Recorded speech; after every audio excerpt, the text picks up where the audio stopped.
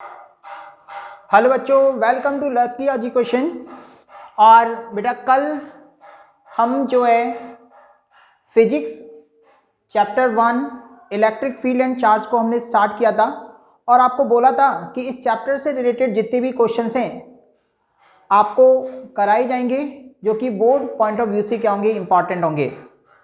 तो इस चैप्टर में जो भी objective questions, very short questions, long questions, numericals जो भी जितने बनेंगे वो हम यहाँ पर एक एक करके देखेंगे इसको, ठीक है। तो आज सबसे पहले हम देखते हैं मेरा टॉपिक चार्ज, और चार्ज से रिलेटेड क्वेश्चंस देखो क्या क्या बन सकते हैं वो हम देखते हैं। ज़्यादा डिटेल में तो नहीं जाएंगे क्योंकि आपको क्वेश्चन सीरीज जो कि हमारी भौकाल सीरीज के नाम से है उसको हम देख रहे हैं। तो सबसे पहले बेटा हम चार्ज के बारे में देखते हैं कि चार्ज जो है वो क्या है।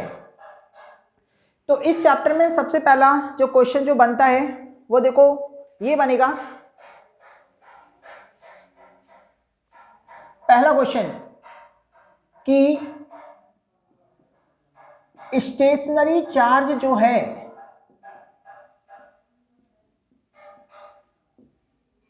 स्टेशनरी जो चार्ज है वो कौन सी फील्ड जनरेट करता है, ये क्वेश्चन बन सकता है आपको। स्टेशनरी चार्ज कौन सी फील्ड जनरेट करता है या which field generate by the stationary charge. तो स्टेशनरी चार्ज जो है ना वो ओनली एंड ओनली कौन सी इलेक्ट्रिक फील्ड जो है वो क्या करेगा, जनरेट करता है।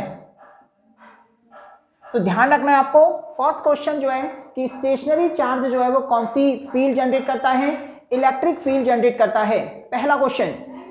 दूसरा क्वेश्चन यदि देखें कि मूविंग चार्ज जो है, यदि चार्ज मोशन में है ना तो वो कौन सी फील्ड जनरेट करेगा। और ये क्वेश्चन आपका बोर्ड में काफी टाइम्स पूछा भी गया है, बहुत ही इंपॉर्टेंट क्वेश्चंस कि moving charge generate which field. तो मूविंग चार्ज जो है वो कौन कौन सी फील्ड जनरेट करेगा, electric field as well as magnetic field, electric field as well as magnetic field. ये दोनों क्वेश्चन बहुत ही इंपॉर्टेंट है। स्टेशनरी चार्ज और मूविंग चार्ज कौन कौन सी फील्ड जनरेट करते हैं, तो ये हमारा पहला क्वेश्चन इस फील्ड से रिलेटेड होगा। दूसरा क्वेश्चन जो है हम यदि देखें यहां पर चार्ज को, आपको देखना है कि चार्ज जो है ना, इस चार्ज से क्वेश्चन और क्या क्या बन सकते हैं। तो पहले हम ये देख लेते हैं कि चार्ज जो है इससे रिलेटेड कुछ थ्योरी थोड़ी सी कि चार्ज जो है ना बेटा ये दो टाइप का होता है, एक पॉजिटिव और एक क्या, नेगेटिव। ध्यान रखना है कि चार्ज टू टाइप्स के होते हैं, एक पॉजिटिव और एक क्या, नेगेटिव। पॉजिटिव जो चार्ज है वो डेफिशिएंसी ऑफ इलेक्ट्रॉन, नेगेटिव जो चार्ज है एक्सेस ऑफ इलेक्ट्रॉन। यानी किसी बॉडी को हम पॉजिटिव चार्ज कैसे करेंगे, डेफिशिएंसी ऑफ इलेक्ट्रॉन से, और एक्सेस ऑफ इलेक्ट्रॉन जो होगा बॉडी को नेगेटिव चार्ज करेगा। इस केस में आपको पता है कि मास जो है ना वो क्या करता है, डिक्रीज करता है, और इस केस में मास जो है वो इंक्रीज करता है। ये भी क्वेश्चन बहुत बार पूछा गया है कि यदि बॉडी पॉजिटिवली चार्ज है तो मास क्या होगा, तो मास इस केस में क्या होगा, डिक्रीज करेगा। यदि बॉडी नेगेटिवली चार्ज है तो इस केस में मास जो है वो क्या करेगा, इंक्रीज करेगा। तो इसका क्वेश्चन भी बन सकता है आपको। ओके, अगला यदि हम देखें कि चार्ज जो है ना वो चार्ज, इसकी यूनिट देखनी है आपको कि इसकी यूनिट क्या होती है। इसकी यूनिट जो है वो चार्ज की वो कूलाम होती है। इससे तो कोई क्वेश्चन बनता नहीं है, लेकिन इसकी जो सीजीएस यूनिट है जो एग्जाम में आपसे पूछी जाएगी वो है बेटा स्टैट कूलाम। स्टैट कूलाम ये यूनिट आपसे पूछी जा सकती है कि चार्ज की सीजीएस यूनिट कौन सी होगी। तो चार्ज की सीजीएस यूनिट कौन सी होगी, स्टैट कूलाम। ओके, ध्यान रखना है। इसी में क्वेश्चन और क्या बन सकता है, ये पूछ सकता है आपसे कि 1 स्टैट कूलाम में कितने कूलाम होते हैं? What is the relation between the state coulomb and the coulomb? ये भी क्वेश्चन आपका बहुत ही अच्छा क्वेश्चन है, ये भी क्वेश्चन बन सकता है। तो आपको पता है कि स्टेट कूलाम जो है वो कितना होता है? 3 इंटू 10⁹ स्टेट कूलाम होते हैं किसमें बेटा? 1 कूलाम में। तो 1 कूलाम इक्वल टू कितना होता है? 3 इंटू 10⁹ स्टेट कूलाम। ये इसकी सीजीएस यूनिट है। वैसे तो एप कूलाम भी होती है, लेकिन हम इंपॉर्टेंट सीरीज ही देख रहे हैं, तो यही आपसे पूछा जा सकता है कि 1 कूलाम में कितने स्टेट कूलाम होते हैं। इसी में इसकी एक यूनिट और, biggest unit of charge, biggest unit of charge, biggest unit of charge आपसे पूछा जा सकता है। और बिगेस्ट यूनिट ऑफ चार्ज जो है वो आपको पता है क्या होता है बेटा? Faraday. Biggest unit of charge जो है ना वो क्या होती है? फैराडे होती है। यानी कि चार्ज की सबसे बड़ी यूनिट जो है ना वो क्या होगी? फैराडे होगी। रिलेशन भी आप देख सकते हो कि 1 फैराडे इक्वल टू कितना होता है? 96,500 कूलाम। 96,500 कूलाम, ये क्या होता है? फैराडे और कूलाम में रिलेशन। तो यहाँ हमने अभी जो टॉपिक पढ़ा, इससे क्वेश्चंस जो है आपको ऐसे ही मिलेंगे। पहला हमने बताया आपको कि पहला क्वेश्चन ये बन सकता है कि स्टेशनरी चार्ज कौन सी फील्ड जनरेट करता है? आंसर क्या होगा बेटा? हम लिख चुके हैं इलेक्ट्रिक फील्ड, पहला क्वेश्चन। दूसरा क्वेश्चन, मूविंग चार्ज कौन सी फील्ड जनरेट करता है? इसका आंसर क्या होगा? Electric field as well as the magnetic field. तीसरा क्वेश्चन आप ये देख सकते हो कि जो चार्ज है पॉजिटिव होगा और जो नेगेटिव होगा, इस पर बेस क्वेश्चन बन सकते हैं कि यदि बॉडी पॉजिटिवली चार्ज है तो मास डिक्रीज करेगा, और यदि बॉडी नेगेटिवली चार्ज है तो मास इंक्रीज करेगा। ये भी क्वेश्चन बन सकता है। इसके बाद इसकी यूनिट से क्वेश्चन बन सकता है कि जो चार्ज की जो यूनिट है वो क्या है, कौन सी यूनिट सबसे बड़ी है, यानी बिगेस्ट यूनिट ऑफ चार्ज क्या है। तो इस तरह से इस चार्ज से रिलेटेड क्वेश्चन आपको मिल सकते हैं बेटा। ठीक है, तो यहाँ तक आपको कोई डाउट नहीं होना चाहिए। इसके क्वेश्चंस जो है, जो डिस्क्रिप्शन बॉक्स है उस पर मैं पीडीएफ फाइल सेंड कर दूंगा, तो वहां से आप क्वेश्चन देख सकते हो। तो यहाँ पर ये जो क्वेश्चंस हैं आपको इसमें कोई भी डाउट नहीं होना चाहिए। ओके, अगला हम देखते हैं कि अगला पॉइंट जो है वो कौन सा है जहां से क्वेश्चन बन सकते हैं।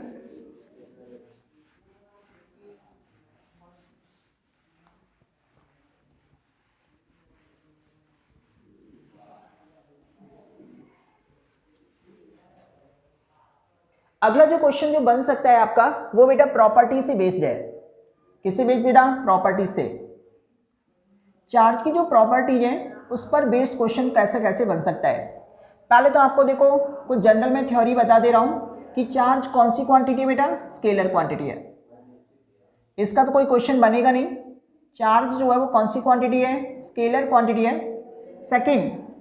सेकंड प्रॉपर्टी जो है वो आपको पता होगा कि जो लाइक चार्जेज होते हैं, लाइक चार्जेज वो क्या करते हैं बेटा? रिपेल करते हैं। और अनलाइक चार्जेज जो होते हैं वो क्या करते हैं बेटा? अट्रैक्ट करते हैं। Like charges are repel to each other and unlike charges are attract to each other. ये इसकी सेकेंड प्रॉपर्टी है। इससे भी क्वेश्चंस कम बनेंगे लेकिन आपको आना चाहिए। तीसरा जो प्रॉपर्टी आपकी इंपॉर्टेंट है, ये प्रॉपर्टी, इससे क्वेश्चन आपको बन सकता है कि इनवेरिएंस ऑफ चार्ज है बेटा। ये invariance of charge, invariance of charge. Invariance of charge का मतलब क्या होता है कि जो चार्ज जो है ना बेटा, चार्ज, ये जो चार्ज स्पीड पर डिपेंड नहीं करता है। ये जो चार्ज है वो स्पीड पर डिपेंड नहीं करता है। ये आपको पूछेगा कि चार्ज का स्पीड पर क्या इफेक्ट होता है। तो चार्ज जो है वो स्पीड पर डिपेंड नहीं करता है, does not depends on the speed. जो चार्ज रेस्ट में होगा ना, वही चार्ज किस में होगा बेटा, मोशन में होगा।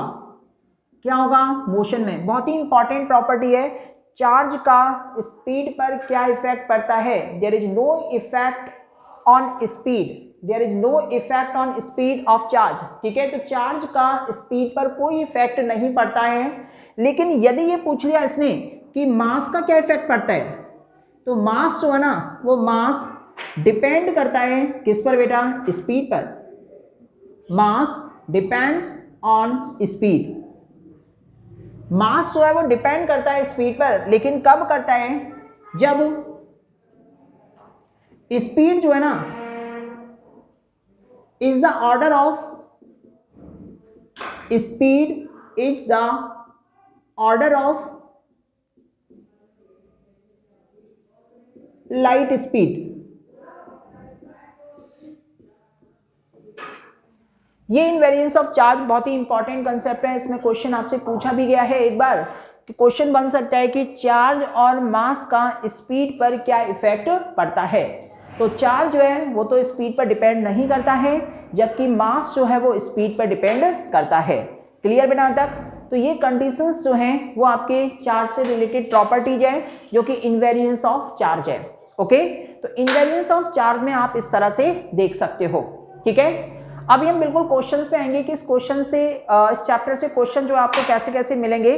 तो मैं चैप्टर से ही क्वेश्चंस आपको यहाँ पर कराने जा रहा हूँ। ठीक है, तो जो भी आपके क्वेश्चंस इंपॉर्टेंट हैं, जो भी आपके क्वेश्चन इंपॉर्टेंट हैं, उनको हम एक एक करके क्या करते हैं बेटा, देखते हैं। ठीक है, थ्योरी जो है आपको पूरी कंप्लीट पता है, और उस थ्योरी से रिलेटेड जो है जो क्वेश्चंस होगा उसका सॉल्यूशन जो है वो मैं आपको यही की साथ के साथ करा दूंगा।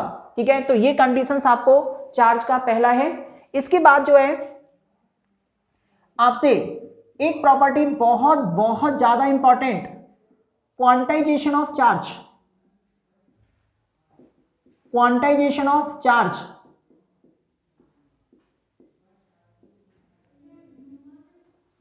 क्वांटाइजेशन ऑफ चार्ज में देखो क्वेश्चन और क्या क्या बनेगा इसमें। तो चार्ज से रिलेटेड जितना भी फिनोमिना मैं आपको बता दे रहा हूं, जिससे कि आपको थोड़ा सा बेसिक पता लग जाए।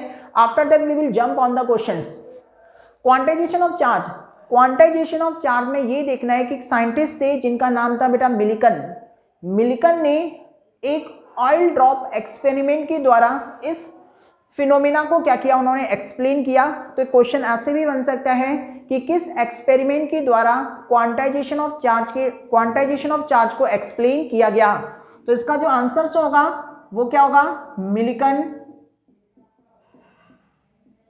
Oil drop experiment. दूसरा आपको ये ध्यान रखना है कि इस के अकॉर्डिंग जो चार्ज है ना वो एग्जिस्ट करता है integral multiple of electronic charge. ये चीज ध्यान रखना है कि charge is always exist in integral multiple of electronic charge, that is Q equal two plus minus का NE। ठीक है, वेयर N जो है वो नंबर ऑफ इलेक्ट्रॉन है, E जो है चार्ज ऑफ इलेक्ट्रॉन है, चार्ज ऑफ इलेक्ट्रॉन, और Q जो है वो क्या है, टोटल चार्ज है। ये बहुत बहुत ज़्यादा इम्पॉर्टेंट प्रॉपर्टी है, इससे न्यूमेरिकल्स भी काफ़ी बने हैं। जब हम क्वेश्चन सीरीज देखेंगे तो क्वेश्चन में हम आपको ये बताएंगे। सिर्फ मैंने आपको चार्ज का बेसिक नॉलेज इसलिए दिया है जिससे कि आपको पता रहे कि जो चार्ज है वो क्या है। ओके बेटा, किसी को कोई डाउट नहीं होना चाहिए। अब हम स्टार्ट करने जा रहे हैं क्वेश्चंस। जितने भी क्वेश्चंस इस चैप्टर से बन रहे हैं वो हम आपको बताते हैं कि कैसे कैसे क्वेश्चन इससे बन रहे हैं। तो पहला क्वेश्चन,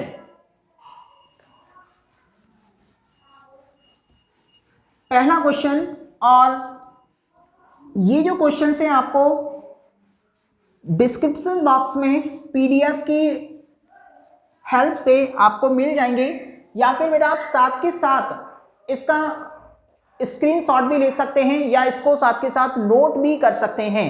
ओके, तो हम क्वेश्चन स्टार्ट करते हैं। There are approximate 40 questions in one word या वेरी शॉर्ट क्वेश्चंस जो कि आपको ऑब्जेक्टिव में मिल सकते हैं, फिल इन द ब्लैंक्स में मिल सकते हैं, न्यूमेरिकल्स के फॉर्म में मिल सकते हैं, ठीक है, या वेरी शॉर्ट के फॉर्म में मिल सकते हैं, ठीक है। तो सबसे पहले बेटा पहला क्वेश्चन है, ध्यान से देखें। पहला क्वेश्चन चैप्टर 1 का क्या कहता है, value of electric permittivity, value of electric permittivity in free space, value of electric permittivity in free space क्या होगी।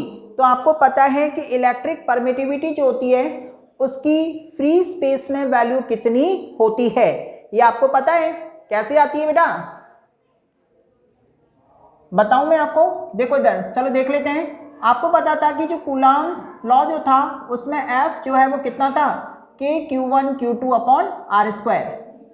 यहाँ जो K जो था वो क्या था, 9 इंटू 10⁻⁹, इसकी वैल्यू थी newton metre square upon coulomb square. और ये कैसे आता था, 1/4πε0 से आता था। ये एप्सिलॉन नॉट जो है, ये एप्सिलॉन नॉट होता था बेटा electrical permittivity in free space.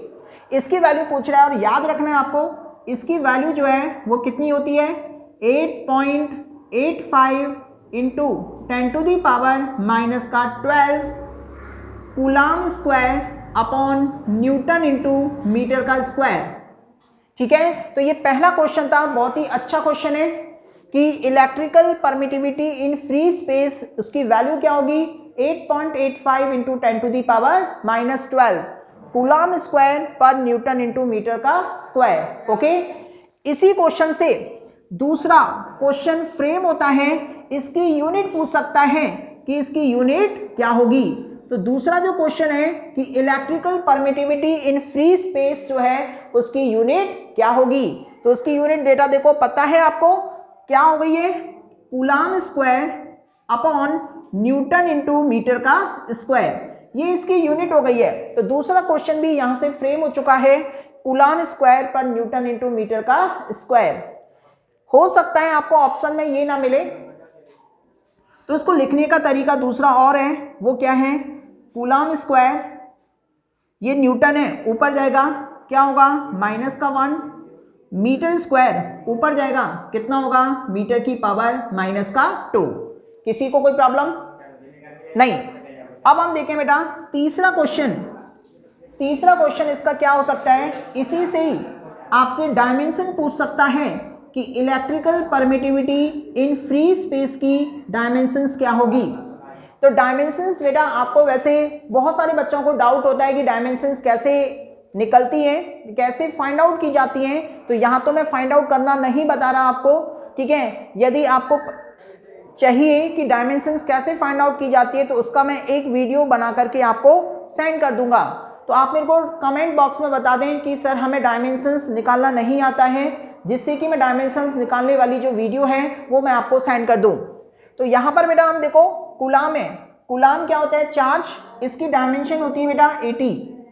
तो कूलॉम 2 टाइप है, तो कितना होगा बेटा 80 इंटू 80। न्यूटन क्या होता है, फोर्स होता है, तो फोर्स की डायमेंशन पता होती है आपको mL/T-2। मीटर स्क्वायर एरिया है, मीटर की L होती है तो L स्क्वायर है, मीटर का स्क्वायर है तो L स्क्वायर। अब आप ये देखो कि ये कितना होगा, यहाँ पर देखें ये m ऊपर जाएगा, कितना बनेगा m-1, L और L स्क्वायर, ये कितना L3 हो गया, ऊपर जाएगा कितना होगा L-3, T-2 ऊपर जाएगा प्लस का 2 होगा, T2 और है तो T की पावर 4 और A2, ये कितना बेटा A2, ये इसकी क्या बेटा डायमेंशन है। क्लियर बेटा यहाँ तक। तो ये जो electrical permittivity in free space से रिलेटेड जितने भी क्वेश्चंस हैं वो मैं आपको बता चुका हूँ। बहुत सारी सीरीज में आपको मिल जाएगा ये कि इसकी वैल्यू कितनी होती है, इसकी यूनिट कितनी होती है, इसकी डायमेंशंस क्या होती है। तो एक टॉपिक से हमने क्वेश्चन जो है वो कितने फ्रेम कर दिए, 3। तो इसमें किसी भी स्टूडेंट को कोई भी डाउट नहीं होना चाहिए। किसी को कोई दिक्कत यहां तक? अगला क्वेश्चन बोल रहे हैं कि second question,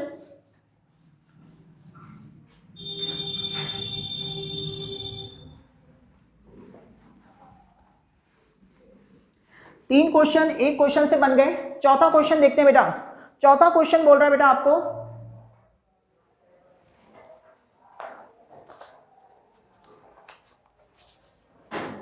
fourth question, electric field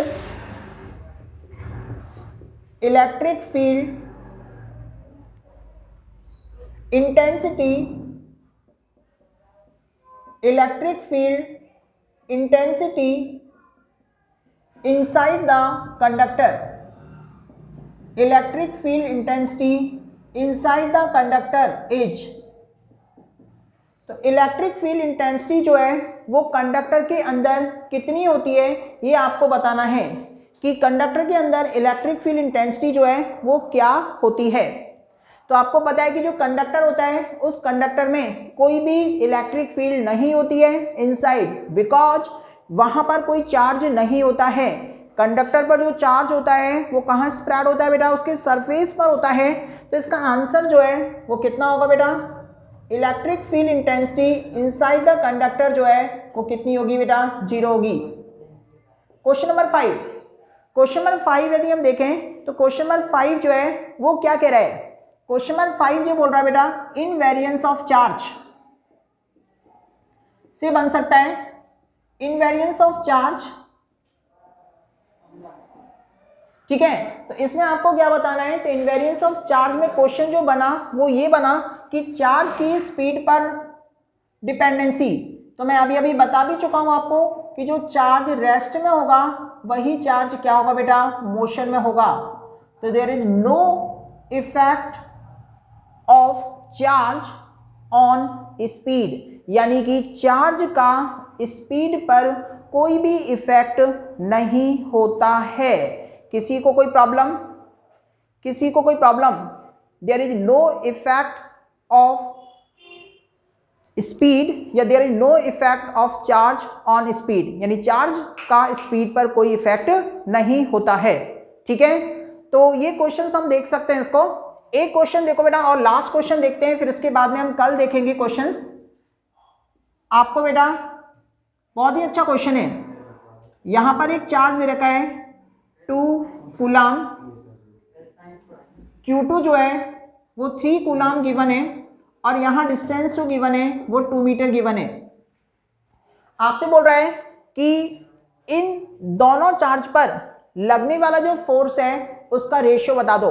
आपको पता है कि पहले वाले चार्ज पर दूसरा वाला चार्ज फोर्स लगाएगा और दूसरे वाले चार्ज पर पहला वाला फोर्स लगाएगा, यानी कि हम ऐसा बोलें कि 2 पर 1 लगाएगा और 1 पर क्या लगाएगा, 2। तो इसका आपसे रेशियो पूछ रहा है कि इसका रेशियो जो है वो क्या होगा। तो आप देखें बेटा, आपको पता भी है कूलम्ब्स का जो लॉ है वेक्टर फॉर्म में आपने देखा था कि ये जो फोर्स लगते हैं वो मैग्नीट्यूड वाइज क्या होते हैं, सेम होते हैं, लेकिन डायरेक्शन इनकी क्या होती है, अपोजिट होती है। ये जो 2 1 पर जितना फोर्स लगाएगा 1 2 पर भी उतना ही फोर्स लगाएगा, कि Q1 Q2 upon R square. इसलिए इसका आंसर जो होगा वो कितना होगा, 1:1 होगा। कितना होगा, 1:1। किसी को कोई दिक्कत यहां तक? तो हम आगे भी देखेंगे कल और आगे देखेंगे क्वेश्चंस। आज हमने कुछ क्वेश्चंस देखे, इनको आपको क्या करना बेटा, करना है। किसी को कोई यदि प्रॉब्लम हो तो आप मेरे को कमेंट बॉक्स में बता सकते हैं। Thank you, good bye.